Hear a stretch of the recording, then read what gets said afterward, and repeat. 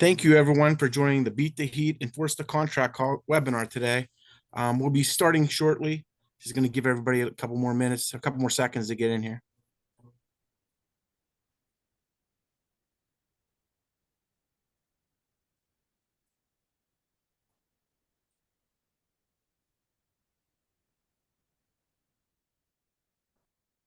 Hello, everyone that's joining the call right now. We're going to give everybody a few more seconds to join the UPS Teamsters webinar today on heat safety. If the room's still filling up, we'll give them another 30 seconds to get in here.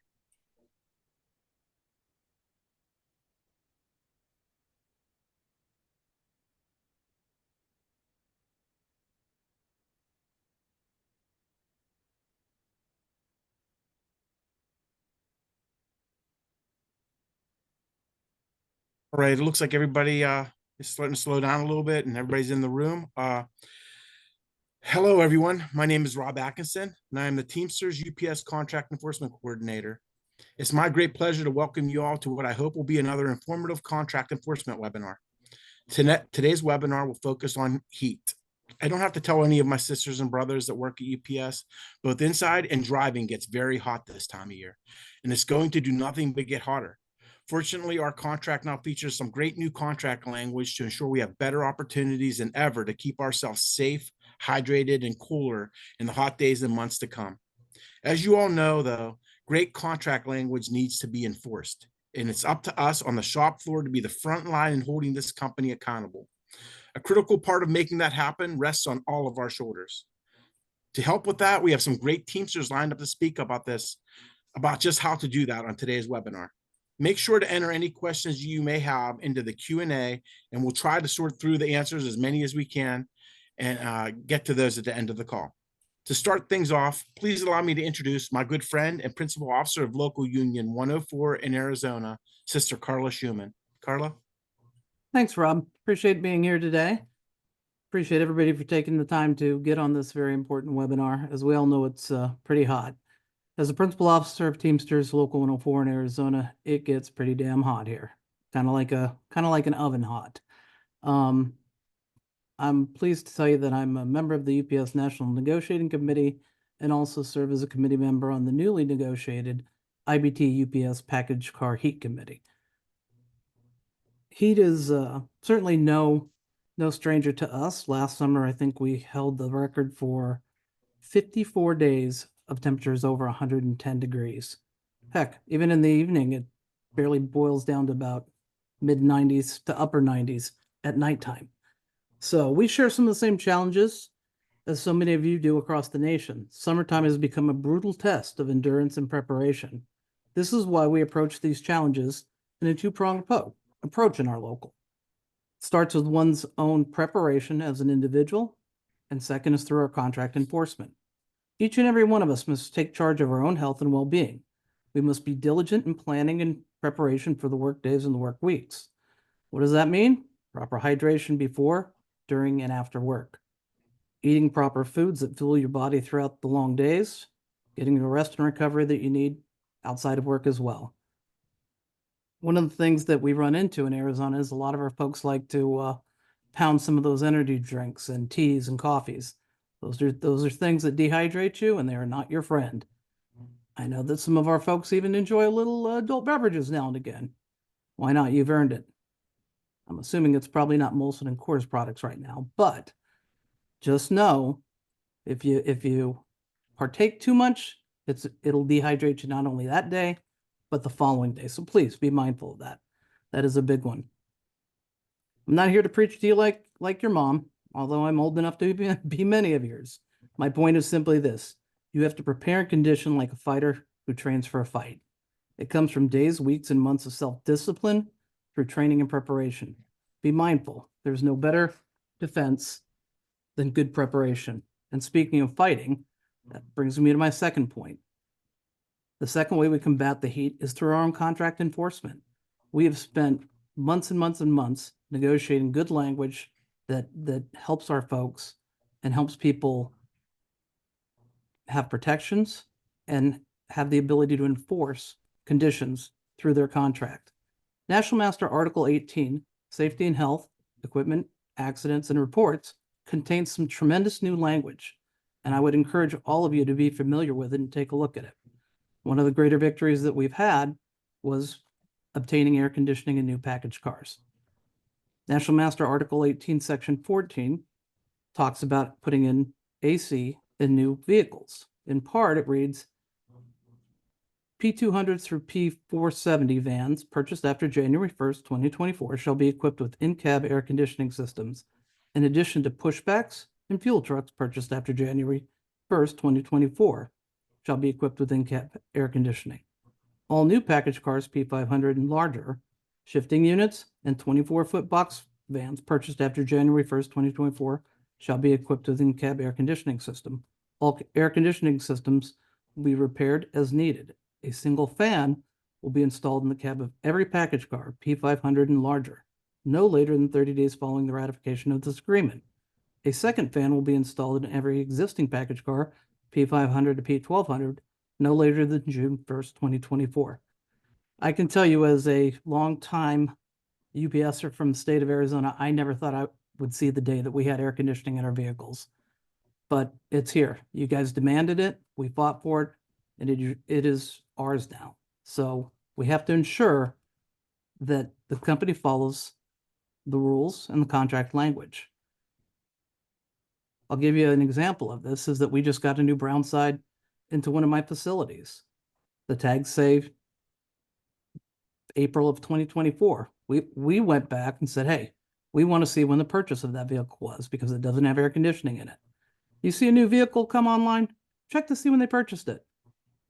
If it was after January 1, 2024, you can get some AC.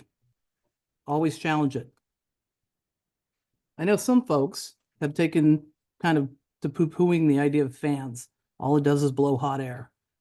Any kind of air circulation you can get is an improvement, right? Even with a wet towel around your head, in Arizona, it is so hot. Our guys come up with some very creative ways to cool. Air circulation is essential. And until the air conditioning gets in every vehicle, demand that you get some relief. And if that's through a fan, make sure it happens. One of the other things that came up with the new language is the zones, zone 1, 2, and 3. This will push new vehicles into areas that need it the most. And it even gives UPS the opportunity to relocate vehicles that come into those areas.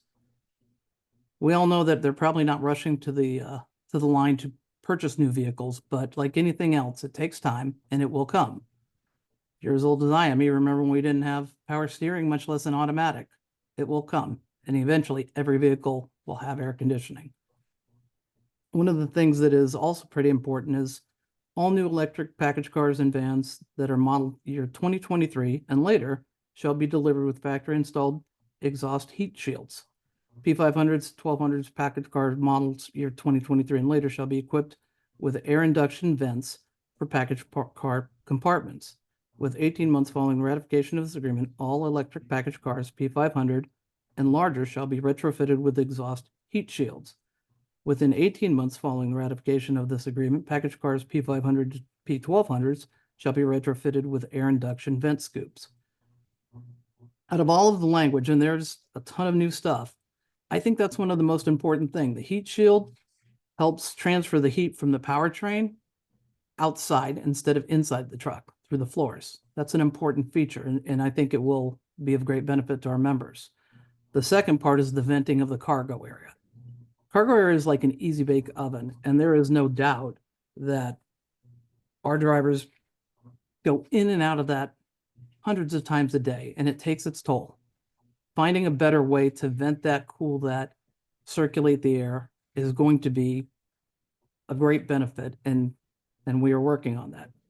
Part of the language that is new talks about the formation of a heat committee. I'm proud to tell you that we've started that process.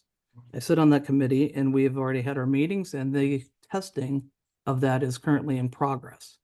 I don't think it's going to be an easy fix to figure out how to fix it in every area, as some areas have humidity, some have dry heat, some have longer periods of heat, but we're going to work pretty hard to figure out a good way to vent and cool the back of that package car. there's many great improvements in our language. I encourage you all to read it and to enforce it. Earlier, I was talking about, the two-pronged approach. The second prong is the enforcement. And some of my constituents will be talking about that a little bit later on with some of the great resources available to you. But if you take a look at Article 18, Section 27, it's heat-related injury and illness prevention. There's some phenomenal language in there, and there's about 13 different bullet points. And all of those are the company's obligation. And it's our obligation to ensure that they're living up to that. We should be developing and building a community and almost like a mentality, particularly with our new people, of enforcing that. Heat's a serious thing. Heat safety is a very serious thing. And enforcing every single solitary one of those items is everybody's obligation. So I encourage you to get familiar with the language. I think there are some things that'll come out in the toolkit about auditing those things, but put their feet to the fire, no pun intended. But every member should be enforcing that. We should be building a culture that heat safety is important to our membership. Some of the things that I think are absolutely critical is having potable water available in sufficient numbers for employees on each shift. Too many times I've heard horror stories that they actually lock up the water. Oh no, that's for the safety committee to hand out. Oh no, that's for the drivers. That's not for the inside people.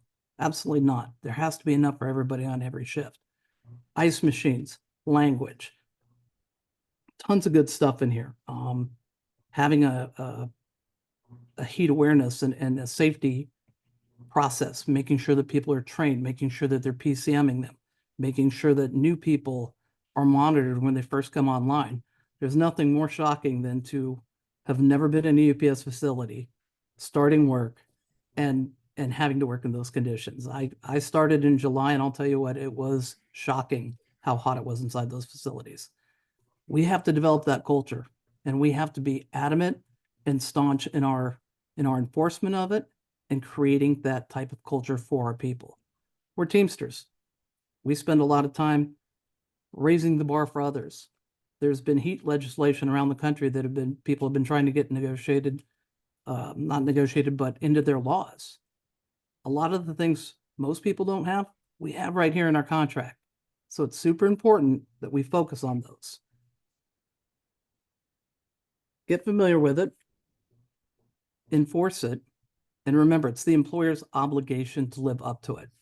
But they'll only do it if we make them. Each member must take responsibility in staying healthy and safe, build the culture, and create an environment that is safe for all. So with that said, I'll stop with the mom speech. I'll remind you guys, take care of yourself and take care of one another, and let's make heat a hot topic this summer. Rob, I'll give it back to you. Thanks, Carla. And that's so true. We're all in this together. There's 340,000 of us, and we all need to be watching out for each other and advocating for each other. That's what makes us strong as a union. It makes us all good union brothers and sisters. Next up, we have Matt Higdon, one of the leaders of the package division. He's going to speak a little bit about communication with your local. Thank you, Brother Rob, and thank you, Sister Carla. That's great information, and I'll be very brief, but I do think it's important, and I agree with Sister Carla. The first and foremost thing is that we always need to be proactive, not reactive. I know there's times when we have to be reactive when things catch us off guard, but the more proactive we can be, the better off we will be. And Article 18 is something that we really need to familiarize ourselves with. We need to read that language, and we need to understand, we need to educate ourselves, and we need to memorize parts of that language so we can put it to use each and every day when we're out there during this time of year when it gets hot. Especially, I'm in Georgia. I'm the president, principal officer of Teamsters Local 728 here in Atlanta, Georgia. We cover the whole state, so it gets very hot here, especially down in our southern part of the state towards the Florida line and the coast. So I just want to talk to you very briefly about proper communication as far as your local, how to communicate safety violations, whatever those safety violations may be, no water, ice machines, indoor air pollution, ingress, egress, hazardous materials, heat-related issues, on and on and on. We could just keep naming those names, but I think, you're going to find across the country, different locals have different practices and things that they do. But I believe you'll find a common denominator as I go through 3 simple steps here as far as any of these potential safety violations that you may run into on any given day there on the shop floor or out on your route as far as a package car driver and or a feeder driver. But first of all, I think you should contact your steward. Your steward is your absolute go-to for anything. The stewards are the backbone of our great Teamsters union across this country. But those stewards a lot of times sit on the safety committee. Sometimes they chair those safety committees for us in the different prospective buildings and locals. So I would definitely go to your steward, approach your steward, let them know of the potential safety violation, potential hazardous situation that may be coming up or may be happening. As far as all of those I named, I know today's call is about heat. And let that steward go with you and let that steward assist you and take that to the safety committee. Familiarize yourself with Article 18 and how the safety committee process works. Those are our safety committees. The company is committed that it is a priority. Safety is a priority. And I know sometimes they want to preach that during the PCMs. They want to act like that's top of the list. But as soon as the trucks get out there or the boxes start flowing, production to the company seems to be the top of their list. So, and they kind of sidetrack all the safety protocols. So we have to take it upon ourselves to take care of ourselves and to make sure that we hold the company accountable to the good contract language that was negotiated in this most recent National Master Agreement. So the steward, the safety committee, and then finally to your business agent with the grievance procedure if you're not getting the adequate answer that you and your steward need through those other avenues, or maybe you just need your business agent to assist your steward, to assist your safety committee, because we're all working together. We're all on the same team, and we need to make sure that things are going well. Since today's call is focused on heat-related injury and illnesses, I do want to just make mention, if you find yourself in a hub, on a sort,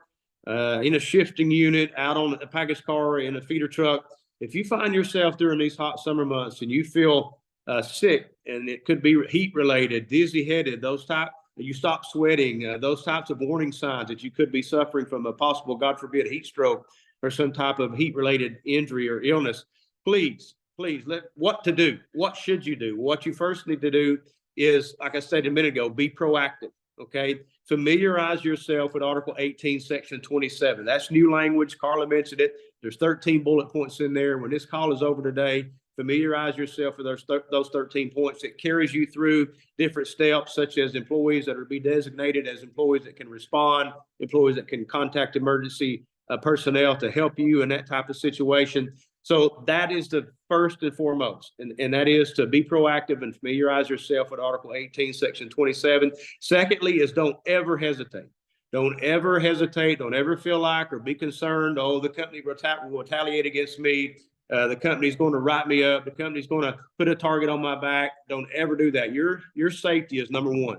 It doesn't matter how strong of a contract we negotiate and how strong the safety language is. If we don't enforce it ourselves and take care of ourselves, it's not worth the paper it's written on. So let me encourage you, familiarize yourself with that. Contact your supervisor, contact your steward if you feel sick or dizzy headed. Contact the authorities if it's that serious and you feel like you could be faint or something of that nature. Call 911 if you have to. Do not worry about any type of retaliation. I'm not going to get into it, but that takes us to Article 14.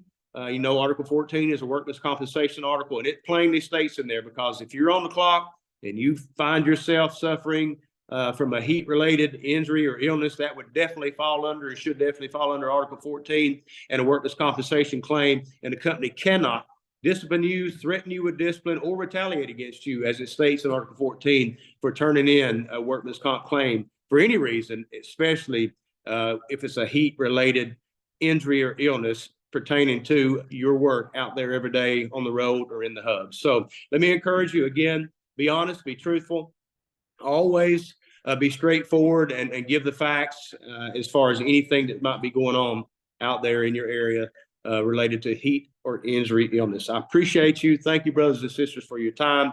I know we have many great speakers that are going to come up after me. And so with that being said, I'll now hand it off to our great brother and friend, Brother Paul Trujillo. Brother Paul?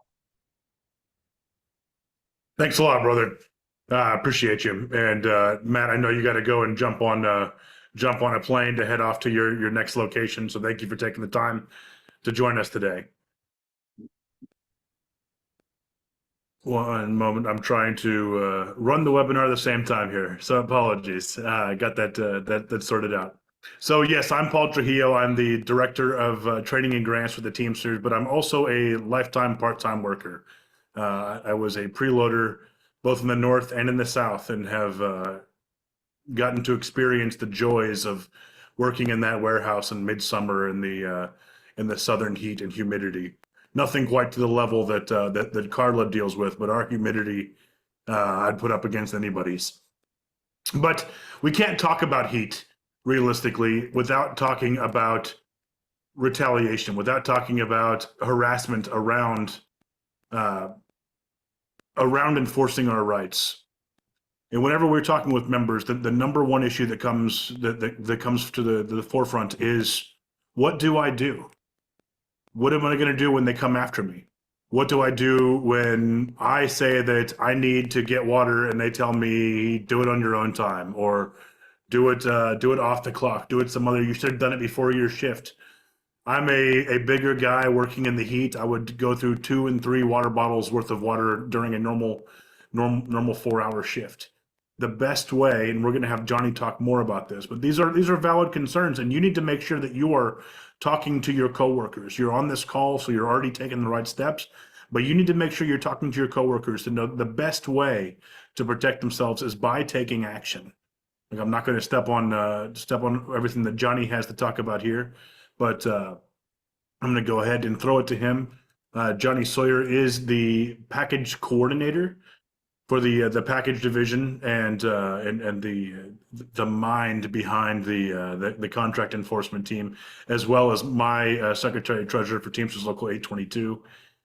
Johnny, go ahead and take it away. Okay, Paul, thanks for that introduction. I'm sure that sure I'll owe you some money for that. Hey, look, I just wanted to say first, I appreciate everybody getting on the call on a Sunday. We've had great attendance on these webinars and great feedback as far as how people appreciated them, they learned from them. I'm going to talk about combating retaliation. And there's a simple answer, but then there's also some explanation. So obviously, combating retaliation, you have to grieve these supervisors. You know it's going to happen. It happened when I got started, a couple of 100 years ago. It happened then, and it's going to happen now. And, our job is to utilize this great language that we got in the contract in these last negotiations and pursue these retaliation harassment claims against the company. We have a great Article 37 harassment committee at the national level, headed up by Joe Fody, James DeWeese, Steve Day, Eric Wood, and Carla. And so they hear harassment cases. We have had people awarded pay, 3 days pay for these retaliation grievances that made it to the national panel. But you've got to grieve them at the lower level. You got to get with your steward. And Matt said it best. You've got to familiarize yourself with the language. You have to know your rights. And when a supervisor says you can't take a break because you're feeling lightheaded, whatever, and this goes for a package driver on the road or a part-timer in the hub or full-timer in the hub. This language was put in. Carla was instrumental. Obviously, Todd Robertson and our Safety and Health Committee. Great language, but we have to enforce it. We have to hold the company to this language. We know that there will be bad actors out there. There will be supervisors who it's in their best interest for you to continue working, slinging packages or delivering packages. It's in their best interest you keep working. So they're going to try to get around this. They're going to try to either talk you out of it. But at the end of the day, number one, you have to file a grievance. You've got to pursue that grievance. But number two, your safety and health is in your hands. So at the end of the day, if you feel like you're in distress, then you've got to do what's best for you and count on the Teamsters Union to back you up, and we will. but you've got to do what's best for your health at that time. And if that means calling 911 and you're in the middle of your route, a package driver, you call 911. Deal with the company later. The number one priority is your health and safety. And that's in the contract. And that is our philosophy. We will protect our members who have to call 911, who sit down and take a break, and the supervisor is giving you some shit. We will take care of that. But number one, you have to protect yourself.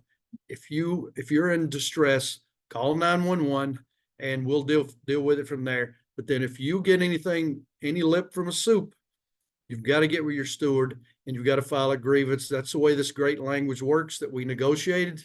And that's frankly, that's the only way it works is if we take advantage of it, file grievances, pursue those grievances as far as we can, which is the national panel. And we will address that. It will be, that problem will be resolved, I can assure you. So having said that, I'd like to introduce our next speaker, and he is one of our great rank and filers. He's out of Local 63 in LA. He knows a little bit about heat. He served as a rank and filer on our National Negotiating Committee, was very instrumental in getting that language. He spoke on a webinar during negotiations. I'm sure you're going to remember him. And he serves now as a member of our Contract Enforcement Campaign Committee, where we meet every month, and we get great information and feedback from him. And he is our friend and brother, Dean Doss. Dean? Thanks, Johnny. I also want to say thanks to Johnny, say thanks to everybody that's on the webinar. Matt will have to hear that later because he left, but thanks to everyone for taking the time to watch this webinar. When the process of updating the contract started a while back, members voiced their concerns and the IBT listened.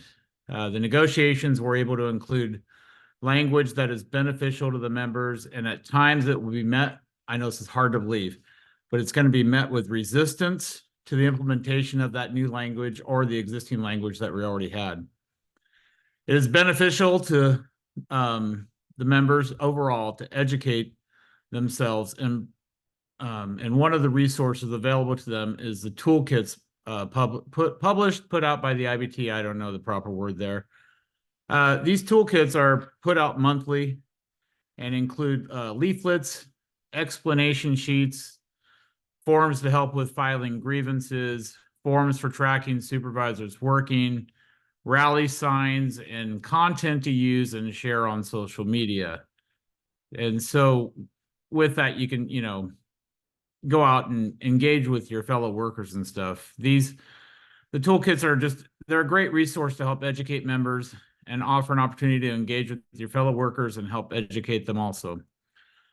Another resource is education seminars offered in person. I had the opportunity last week to attend a seminar on contract enforcement for stewards for another local, offered by the Training and Grants Department. And as you can see by Paul's symbol there, that's this group. The seminar was conducted by Claudia Rowe from the Training and Grants Department of the IBT, and she did a great job of explaining new language and offering ideas on how to help members enforce the contract. I encourage all locals to take advantage of this program offered by the IBT, whether it's presented to officers, agents, stewards, members, or any combination of such. The training is a valuable resource that will educate those individuals and help them as they go into the workplace and apply the contract. Speaking of the contract, it's been available online for a few months now.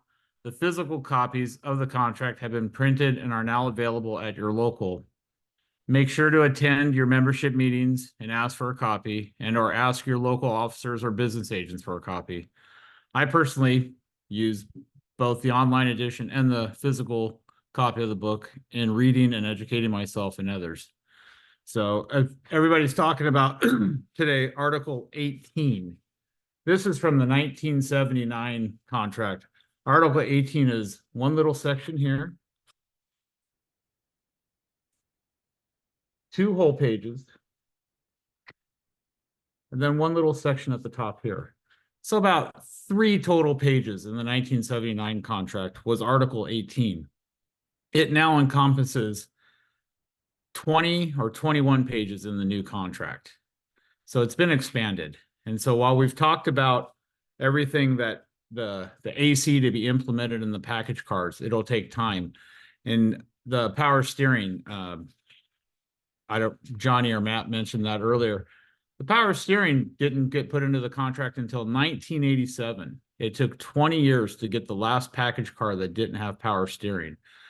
I drove a few of those. They were a pain in the butt, the ones without power steering. So, but, you know, I encourage everyone to get a copy of their contract, learn it, know what your rights are, what you can be asked to do, what you cannot be asked to do, and work with your stewards, work with your officers, and apply the contract at your local level.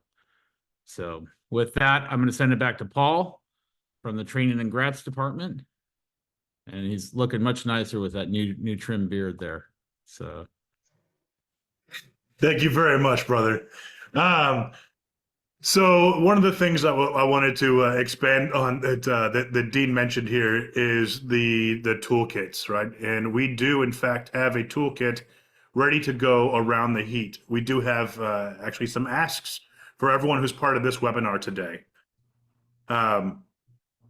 So we are releasing as part of this toolkit, and you should be able to see here, we are releasing several frequently asked question sheets that you will be able to use within your building, to share with your coworkers, to post on boards with the local permission. But the idea is to make this information widely available for all of our members. So you can take a look here and you see the UPS Teamster driver fact sheet. It's got breakdown of each issue as well as where to find it in the contract, right? If I wanted to file a grievance on not having an adequate number of clean working ice machines, I'd look at Article 18, Section 27.3. And Sister Schumann did a good job of laying out but there's quite a large list there of different changes that were put in place for this contract. So additionally, we have one for inside workers. Again, water, ice, additional building fans, bathroom breaks, taking a break in the cool zone, going somewhere where it's air conditioned, somewhere that you can cool down, talking about medical help. And then we have a general explainer about basic rights.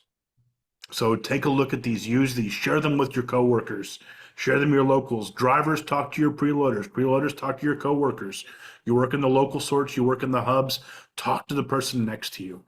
Every person that works at UPS for a long time knows somebody, whether it be themselves or somebody else, that had some major heat-related illness, whether it be a close call with death or maybe even more serious. We know people that have died, that have had life-changing injuries. The longer you are, the more often you see it, and no one should ever lose their life at work. So use these tools. So here comes the ask, all right? You've taken the time to come in today to learn this information, to be able to spread this out to your coworkers. We want you to continue on that. And to that end, we are putting out a heat safety building audit. And so we have audits for package cars and inside the building. We're asking stewards to go ahead and complete these. What you're seeing right here is you're seeing a paper version of it. This will also be available in the app. It allows you to go ahead and review whether ice machines are working in good order, whether there are fountains that are properly running, that are hygienic. There are fans installed in every vehicle. Obviously, June 1st is the deadline for them installing 2 working fans in every package car. We need to hold them to this. This information needs to come back to us. So we have the paper form that you can fill out, utilize, but more importantly, it's going to be available in the app. And I will share here what it's going to look like in the app. Bear with me just 1 second. So when you go into the app, you'll be able to click on the heat audit. And the first thing you will see is coming in, and you will be able to choose whether you are an inside worker or a driver, right? It's a very simple survey. The next page of it is going to look like this here. coming in. Whoops.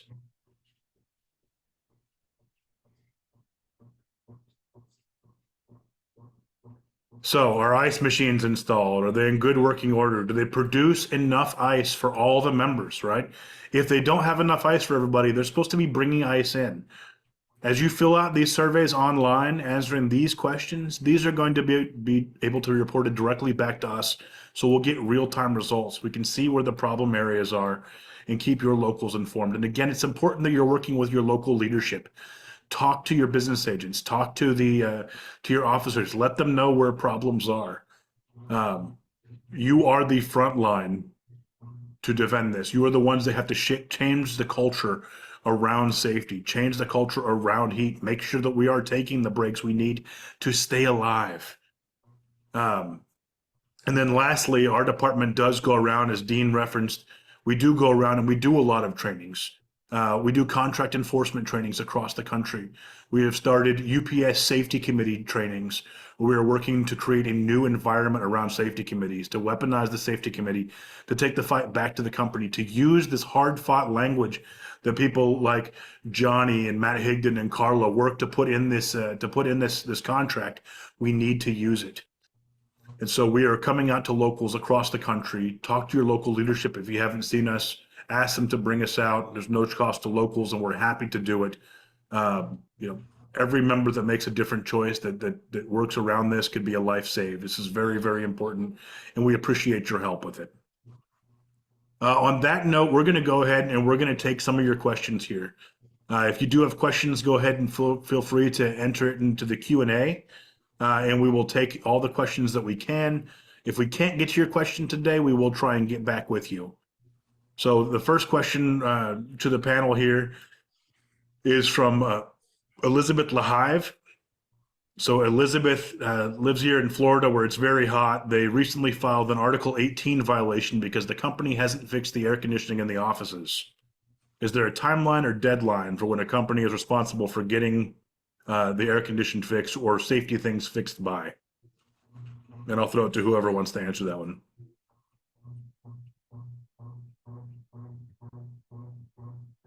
Or I'll call on one of you.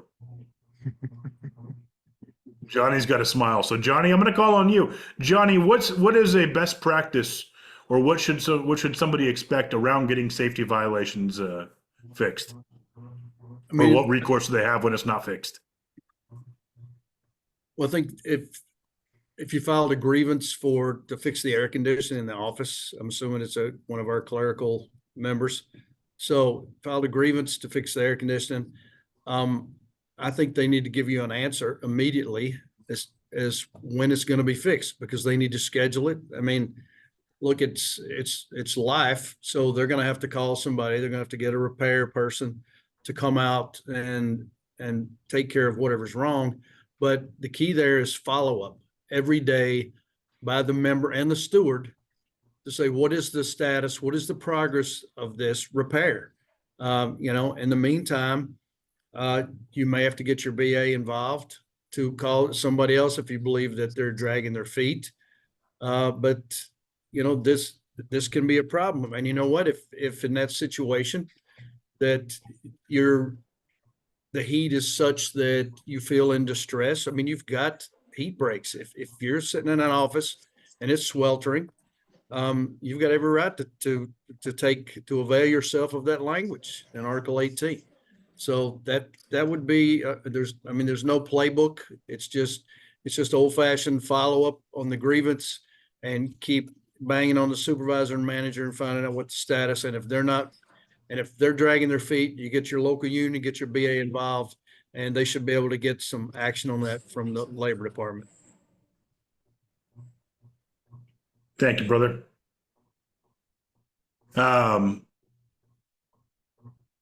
So this question is from Lydia B. She works in the preload belt. They encourage them to bring their own water in, but there's no place for them to put them or any working water machines near them. They report it on the app, but what else can they do? And I think, Johnny, this goes back into what you were just saying. This is an important one. File the grievance, talk to your BA. You have anything else to add to that, Johnny?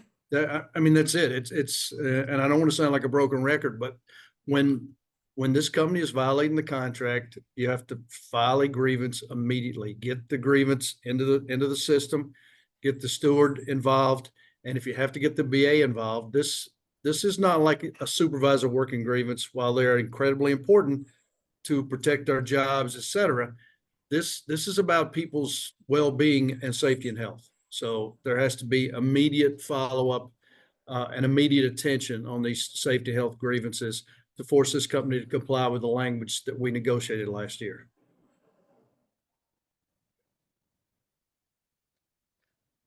Carla, I'm going to throw this one to you. This is from James Myers. What can we do when we're asked to go back out to help, but we're physically unable to perform any more tasks for the day due to heat?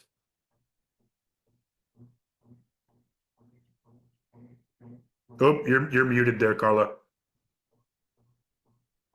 That's an age-old problem for everybody. And at the end of the day, they always want to send somebody back out again.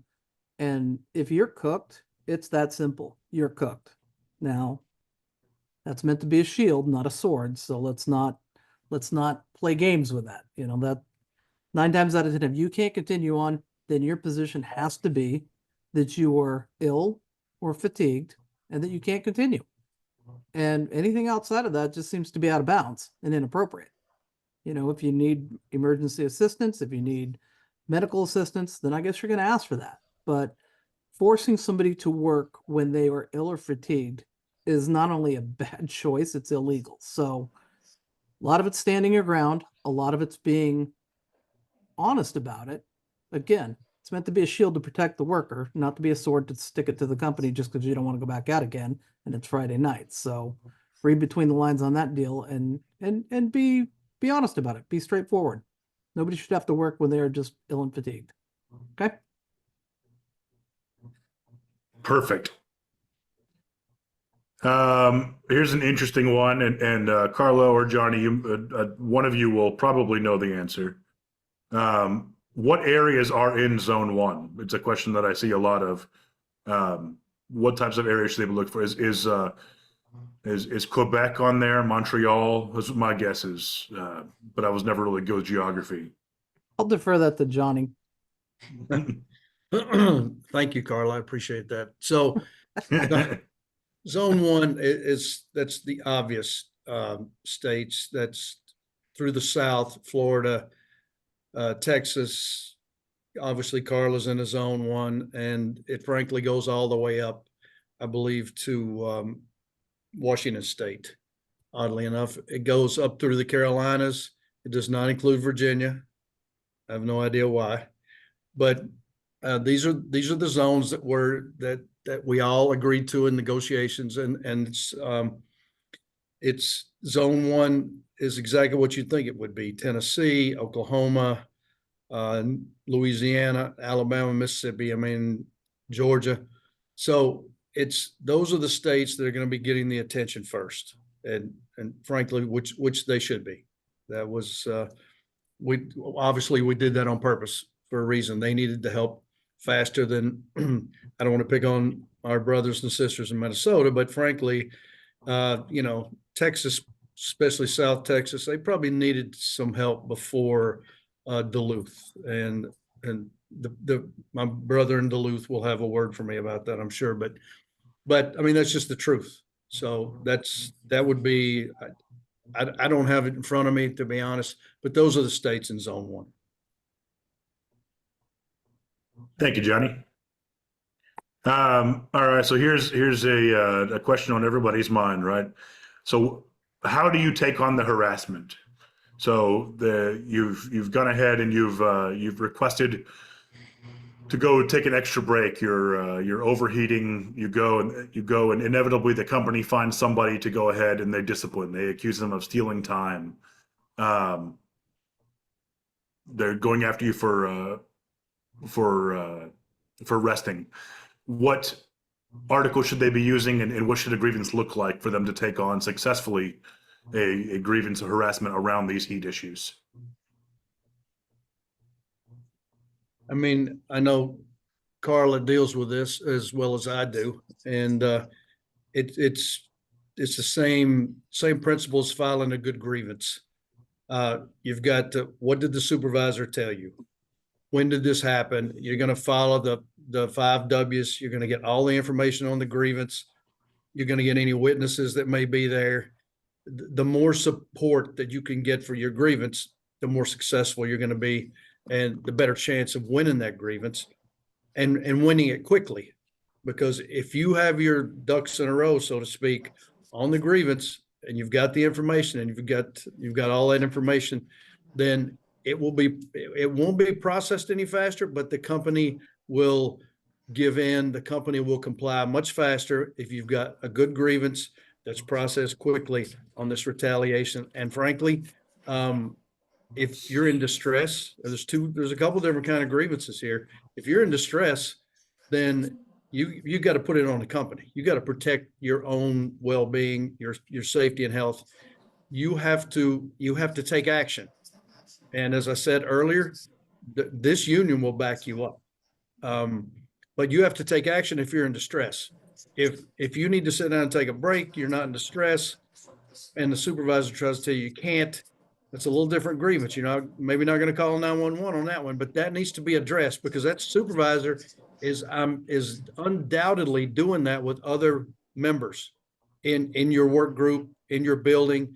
If they're doing it to you, they're doing it to other people. So that's how it's got to be, why it's got to be stopped. And everybody should file, even if you didn't think that a break was that big of a deal and they told you to keep moving. We've got to hold them to this language, because they will brutalize it, and on a one-on-one basis. So, I mean, Carla, I know you've got the same experience as I have, but go ahead. I'll jump on the end of that. I mean, and this all ties into what we were talking about earlier in this webinar, is you have to familiarize yourself with the language. You have to know where it is, what it is, and what your rights are, right? Somebody asked the question, I would have filed it personally under Article 18 and Article 37 and any and all that apply. The more you can look a supervisor squarely in the face and say, hey, I think you're violating my rights under Article 18. I have a right to be able to cool down with A, B, C, and D. First of all, they're not going to know what 18 is. They probably don't even have a copy of the CBA. But the more you can stick it to them and challenge them and push back on it and call them out on it, the more likely they're going to allow you to do it. What they're looking to do is pick off the people that are just like, oh, I guess I got to go back to work, right? We all know how this works. This is part of that. Let's build the culture. This is part of let's educate one another.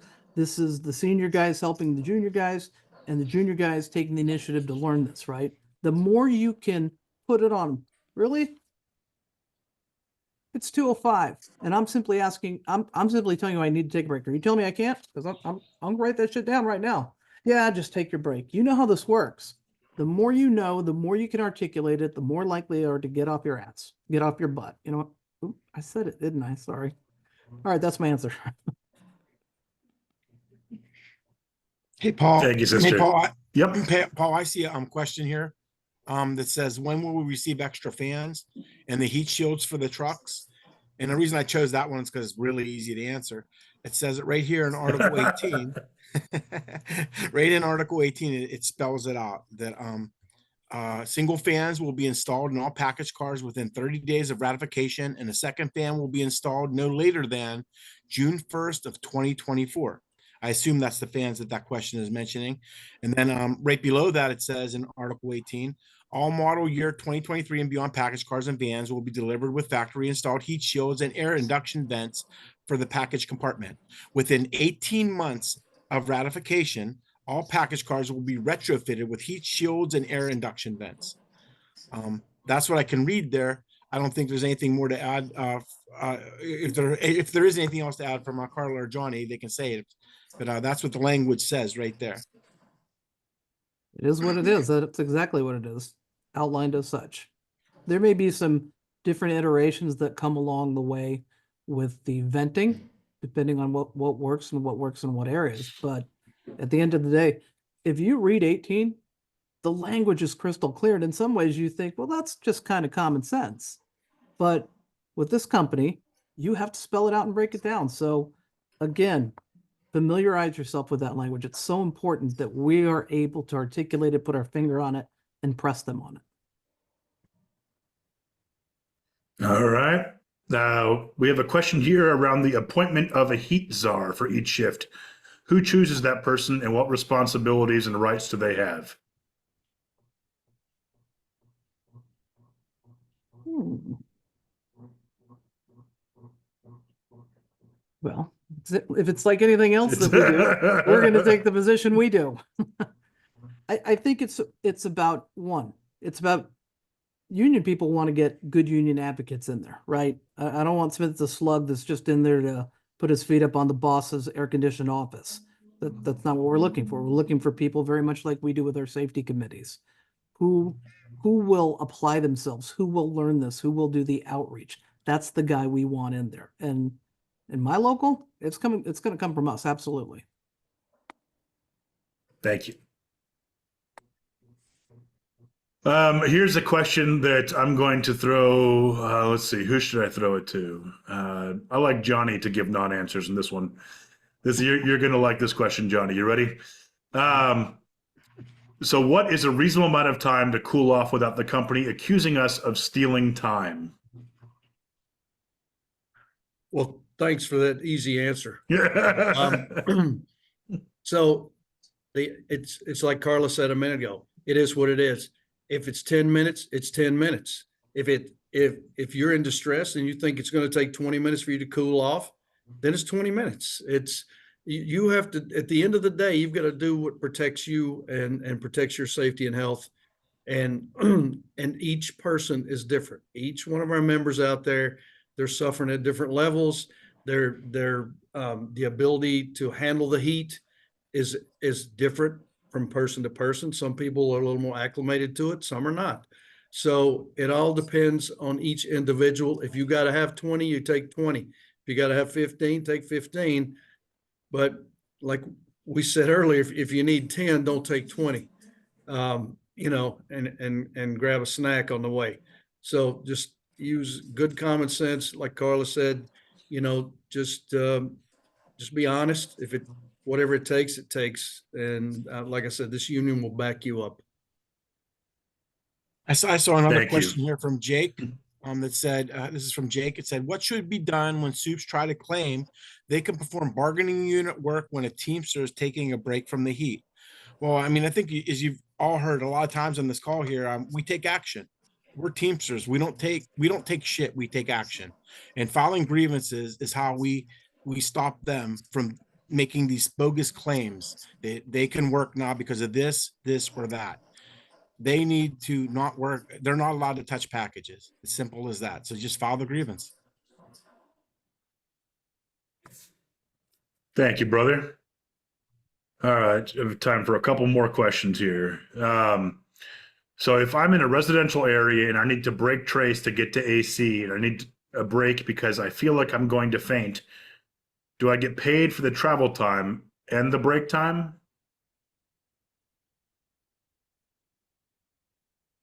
Don't everyone answer at once.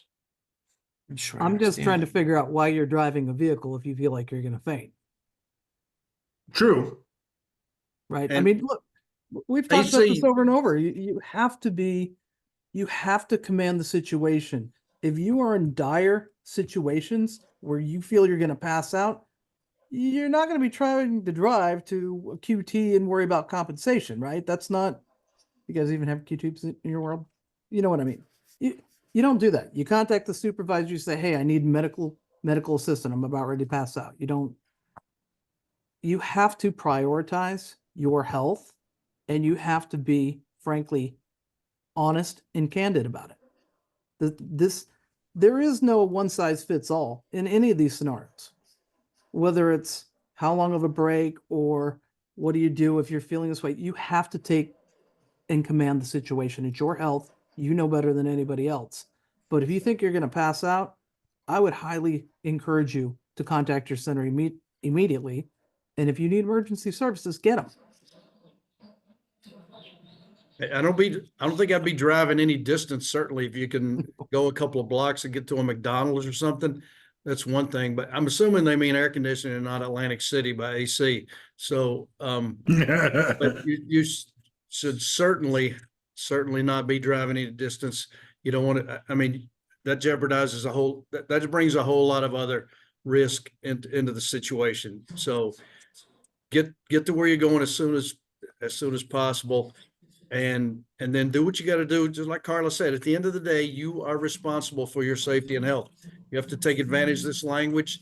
And if it means you got to dial 911 before you call a supervisor, that's what you got to do if you're in distress. So play it straight, and I think that everybody will be fine. Hey, now I'll give you an easier one now, Johnny. Should I file a grievance first or go to my local rep if they alter our times if we take a cool break?